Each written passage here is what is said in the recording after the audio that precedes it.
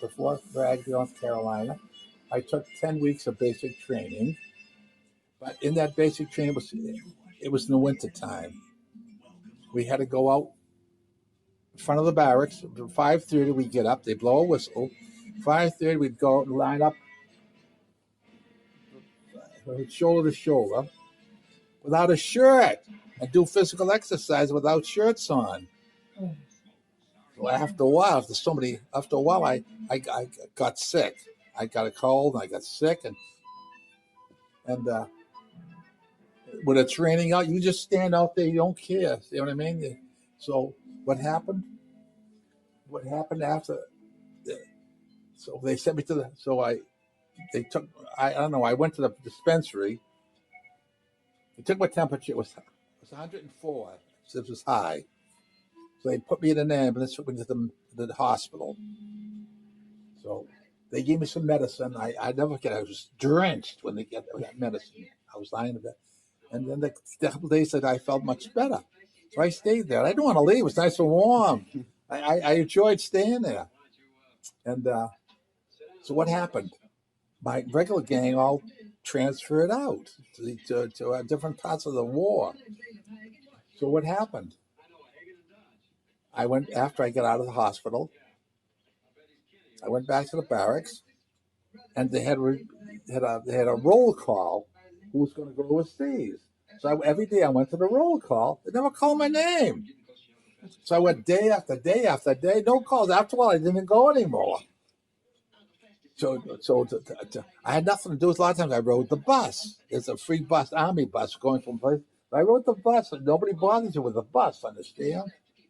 They don't, just make sure they don't catch you doing nothing. You know what I mean?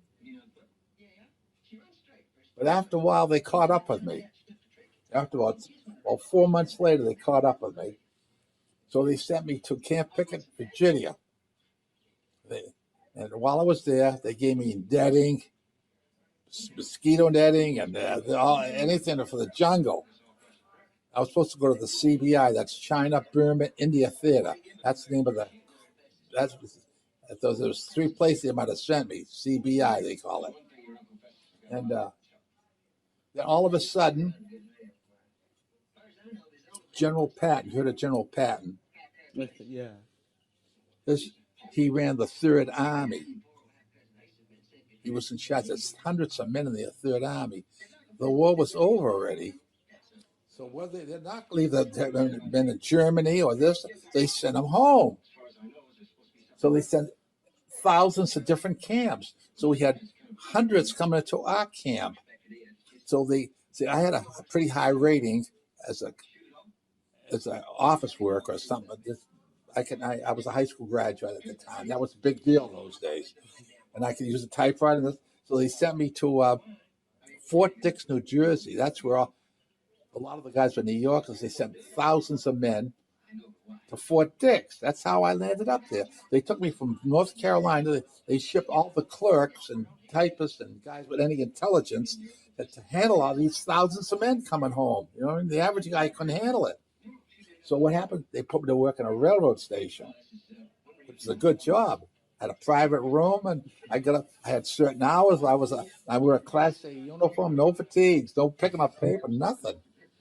So they came back. They were tough guys. Oh, they resented me sitting there because I didn't kill the way they were. They're all killers.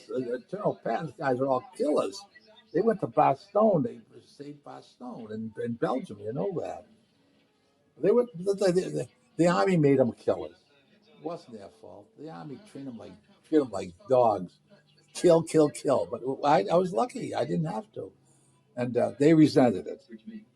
So there's one guy shut his mouth off to me. They all have records now. They brought their records, their service records. When I did with a service record, I threw it in a wastebasket. You know, I got out before he did. He was there for discharge. That's a good story to tell. Mm-hmm. Then I had a friend called Kleemeyer. He lived in New York, very intelligent guy. He was mad about 2 things. He was drafted, and he didn't want to be in the Army. He hated the Army. He was a very intelligent guy. He was a college kid. and he was working with me. We worked together in a team, and our bosses were sergeants with all kinds of stripes. We were only privates. We were doing all the work, and they couldn't figure out, they were too stupid. You know, wartime guys, they had no brains. Irish guys, and we did all the work, and they got all the credit. He wanted to know why he didn't have 6 stripes. He didn't have any stripes. At least I had 1 stripe. So I don't know. The guy really liked me. He really liked me. I treated him nicely. I was in. He never took basic training. He went home on a medical leave. Kleemeyer, his name was Kleemeyer, New York. And so he didn't want to be alone. I was the only guy he liked. So what happened? I had to lie to him, tell him I'm leaving on a different day. I had to leave. I was leaving, getting discharged too.